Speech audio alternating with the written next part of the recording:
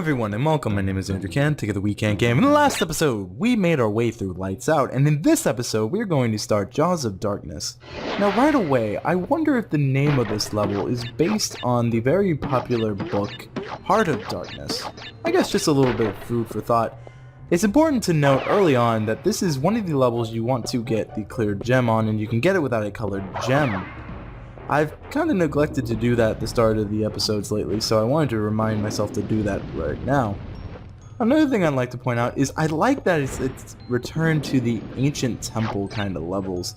We've been doing the more, I guess, modern, like, power plant-esque levels with toxic waste and all that, so it's really nice to go back to the temple levels. Now, this level obviously is going to have a lot of traps, if you couldn't tell, be it the spike traps, be it the flame traps, and just the enemies itself. But it's not too difficult. In fact, I find this level to be a lot of fun. Now, there will be Tanya tickets and Dr. Cortex tickets in this level, but I accidentally, again, forgot to, well, hit record this time. So I made it halfway through the level before I quit and made it back to the start of the game. And you can do that by hitting pause and then hitting select to return the map. I don't think I've shown that. But here we go. We're making our way through here. You're going to want to jump here. It looks like you could walk over, but you may fall if you try that. So I like to take the safer method of jumping. Now here I like to kind of wait back on the platforms before I jump. I don't know. I feel like it gives me a little bit more time to plan and think. So that's my logic there. Now you're going to want to be careful here, because you can easily hurt yourself and explode on this crate here, but we'll destroy that and activate the checkpoint, saving our progress. Well, not really, but you know what I mean. Now here we have to use, yet again, the enemy to progress, and I like how they're keeping that mechanic. A lot of games, they introduce a new mechanic and you only use it very rarely. In Crash, they've seemed to have used that mechanic very frequently, which is nice. Now here is where they get very jerkish. They start to place these pillars in a way where it's very easy to fall off, so you want to be careful as well as here. But if you do that right, you will cause the snake to crash through that. Now, as you can see, this is the first instance of blue colored gems, or colored gems in a level. That's basically the idea of the colored gems, so we're going to utilize it right here. Now, before you go ahead and crash these crates, you're going to want to keep this one up and jump up here, and here's why. There's a hidden crate up here, very easily missed if you didn't know it existed. So I wanted to cover that now so you're not wondering, where the heck is that last crate? It's very well hidden, and this level has 65 crates. So, it's one of the most crate-heavy levels, and missing one can cause you to search for a good bit, but if you're following along at home, you won't miss it, and you'll be fine. Now, here we'll get invincibility. Now, honestly, for this section, I don't think it's a bad thing. I think it's actually very nice to have, and I think it helps you get through it quite easily. Unfortunately, though, you don't get to keep it longer by accessing that, but it's still nice to have. And honestly, the only reason I think they give us invincibility is for this section right here. Invincibility causes all the crates to be destroyed. But we have gotten all the Wumber Fruit now, bringing us up to 18, quite a good amount. And we're going to jump now. I like to give myself a little bit of time to kind of assess the situation before I make a move. I think that's very just good game-wise. Now, here's where you want to be careful. You want to get the crate up here. Oh god. That was very close, but you also don't want to get hit by the TNT, so you're going to have to traverse that well. Now, I have to say, I love this section here.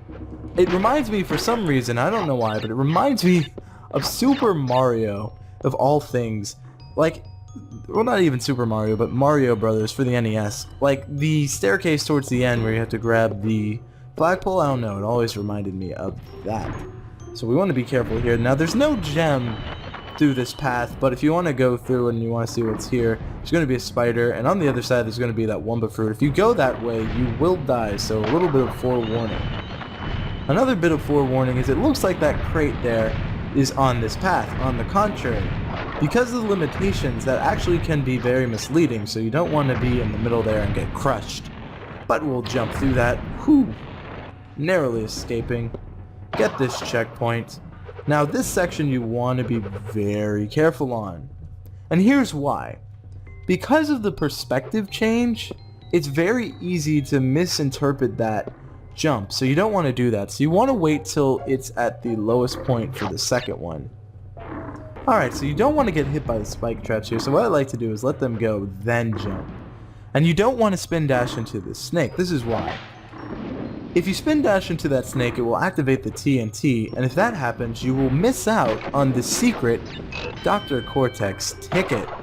Now, to basically take this out and not have to worry, I like to jump over here, taking that out, and as well as making sure we're okay.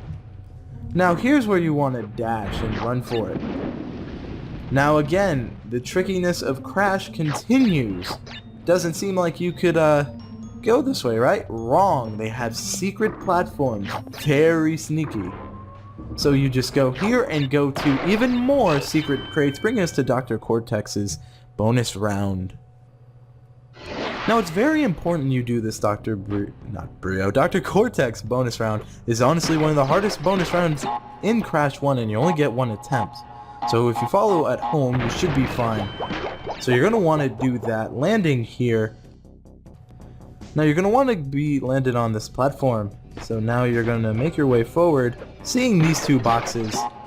And again, following through, you're going to want Aku for this. But here we are, landed safely on the top of this. Now this part is very difficult. It's kind of difficult to make it through. You're going to want to jump here, and you get the key. Dr. Cortex rides off. So with key in hand, we return to the main level. And now that we're back in the main level, we're going to wait for that trap and take another leap of faith, and here we are. We're back on these platforms that fall a little bit, I guess, laggy there. I don't know why. Now, it's important to mention, because I had a failed recording, I forgot to actually record. That would have been the third Tanya ticket, which would have been another bonus round. There's Tanya tickets and Cortex tickets. I apologize for my bad. But unluckily for us, I was still able to get the more important of the two, which was the Dr. Cortex bonus round. We're going to wait for these bats to go through. And here we go. They're gone through. So let us continue. Now this is very easy to go through. Once you go through it, you can see the bonus at the very end there. So we're going to want to be careful. And we've made it through, getting all of the crates as well as the key, and getting a perfect, bringing us up to 80% completion, bringing us up to 13 gems. And here we go, our color gem, and Crash, take it away. I love that sound effect. And I'll meet you back at the world map.